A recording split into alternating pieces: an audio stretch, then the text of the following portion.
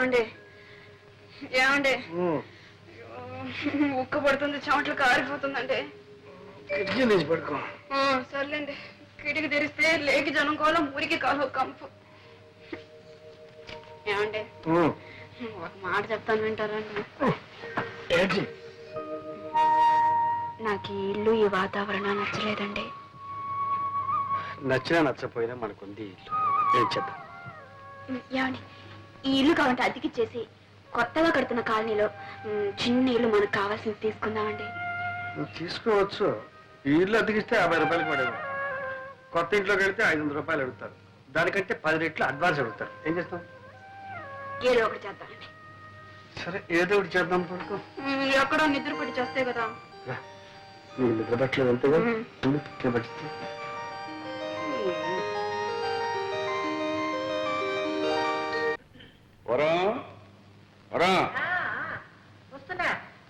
ఇదిగా అమ్మాయి ఉత్తరం రాసింది. ఏం రాసింది? కొత్త ఊరు కొత్త కాపురం, ఎలాగుందో ఏమో.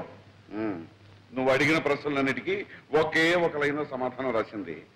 10,000 అర్జెంట్ కావాలట, వెంటనే పంపని రాసింది. పాపం, ఏ అవసరమో ఏమో, వెంటనే పంపండి. నేను పంపను. ఎందుకు పంపరు?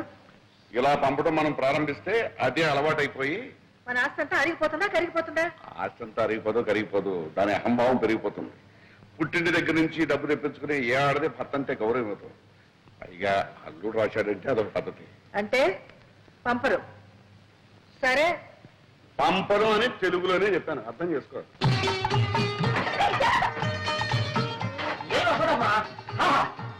ఇక్కడనే ఉండాలి. కూర్చొని తినేటట్టు ఉంటుంది. అక్కడ చిన్నబాబు వచ్చి రాయడానికి టేబుల్, కుర్చీ, సోఫా అన్ని రెడీ. ముఖ్యమైన ఐటమ్ బెడ్రూమ్ బ్రహ్మాండంగా ఏర్పాటు చేస్తాం.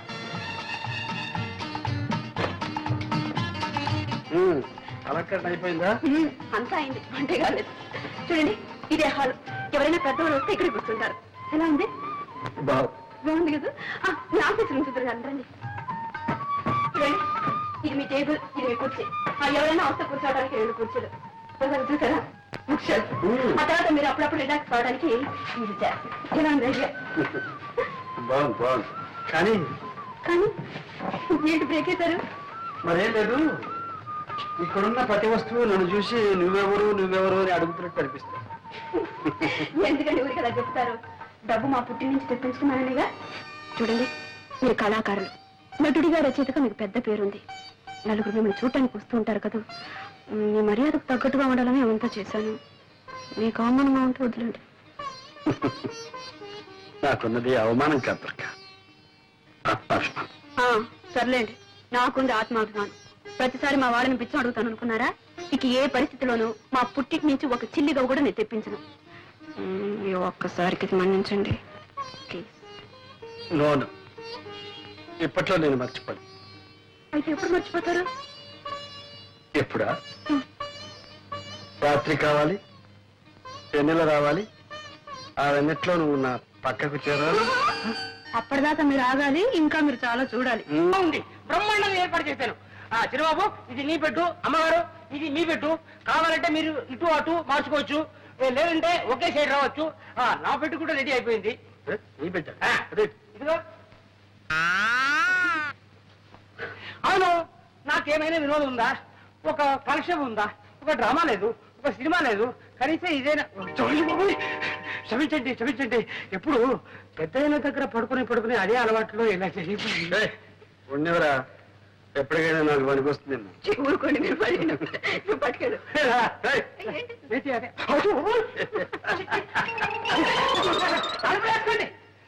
చక్రపాణి నా పెన్నే.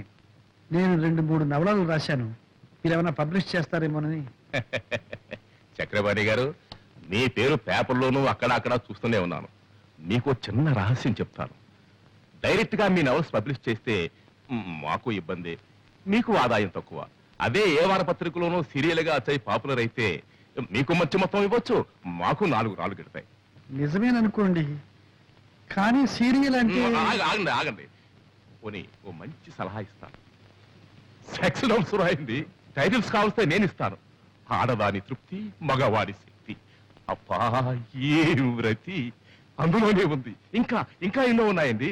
చిచ్చి, ఆ చెత్త రాయడం నా వల్ల కాదు. భలేవారండి మీరు. ఈ రోజులో సెక్స్ కున్న విలువ దేనికి లేదండి. మీ రైటర్స్ కి మార్కెట్ స్టడీ తక్కువ. అసలు పుస్తకాల్లాగా ఎందుకు, ఏ అడ్వర్టైజ్మెంట్ అన్నా చూడండి, ఆఖరికి మగవాడు గెడ్డం గీసుకున్న బ్లేడ్ కూడా సెక్సీగా ఉండవు అందమైన అమ్మాయి ఫోటో వేసేస్తున్నారు. ఇది వ్యాపారం అండి, వ్యాపారం. అలాంటి ఆదాయాలు వ్యాపారాలు నాకు వద్దులేండి, నేను వస్తాను. వెళ్ళిరండి. ఏమండి, మిమ్మల్ని చూడాలని ఎవరు లేడీస్ వచ్చారు. వస్తాను. ఏంటి ఇట్లాగే బయలుదేరారు? ఏ? డ్రెస్ చేసుకుని స్మార్ట్ గా వెళ్ళండి. మరీ స్మార్ట్ గా ఉంటే వాళ్ళు ఏమైనా లవ్ చేస్తారు. మీకు అభయం ఏం అక్కర్లేదు, నేను కనిపెడుతూనే ఉంటాను లేండి. మీరు పదండి. ఏమనుకోకండి, 5 minutes లో వచ్చేస్తారు. పర్వాలేదు. ఏం చేసుకుంటారు? కాఫీయా, కూల్ డ్రింకా? థ్యాంక్స్. ఏమొద్దండి. ఏముందా? ఏమొద్దంటే ఎలాగంటే ఏదైనా తీసుకోండి. కాఫీ తీసుకొస్తానా? సింహ, సింహు, చూడు, గెస్ట్లు వచ్చారు. 4 కాఫీలు చేసి పెట్టు. తాగకుండా కాఫీ తాగడానికి ఇక్కడ వచ్చారా? ఏదో వచ్చారు, ఏం చేయమంటావు చెప్పు. కాఫీ ఉండండి. 5 నిమిషాల్లో వేడి అయిపోతుంది. పొయ్యి అంటించకుండా ఎలా వేడవుతుంది? పొయ్యి 5 ఫస్ట్ క్లాస్ లో ఉండాలి కాఫీ. నమస్కారం. నమస్కారం. కూర్చోండి. ఏమిటి విశేషం? మహిళా మండలి సభ్యులం, కార్యకర్తలం అండి. మా శ్రీమతి చెప్పింది. మీ నాటకాలన్నా మీ నటనన్నా మాకు చాలా ఇష్టం అండి. మా మహిళా మండలి సహాయకం మీరు ఒక నాటకం ప్రదర్శించగలిగితే. క్షమించండి, నేను ఇప్పుడు నాటకాలు ఆడడం లేదు. మేము ఎంతో ఆశతో వచ్చామండి. మాకోసం మీ నిర్ణయాన్ని మార్చుకోగలిగితే. అది ఇప్పట్లో జరగదనుకుంటాను. ఒకవేళ నా నిర్ణయాన్ని మార్చుకుంటే ముందు అవకాశం మీకే ఇస్తాను. థ్యాంక్స్ అండి.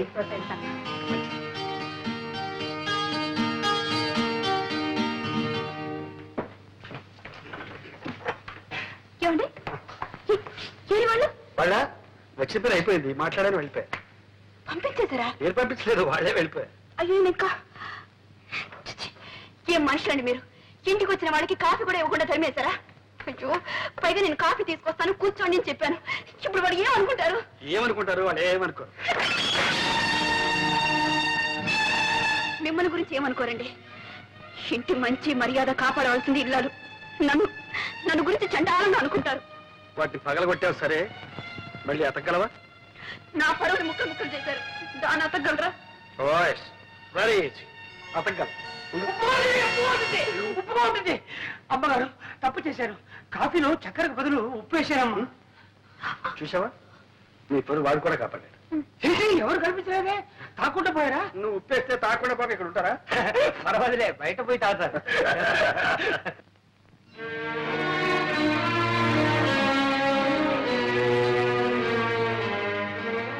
ఏమండి, భోజనానికి రండి.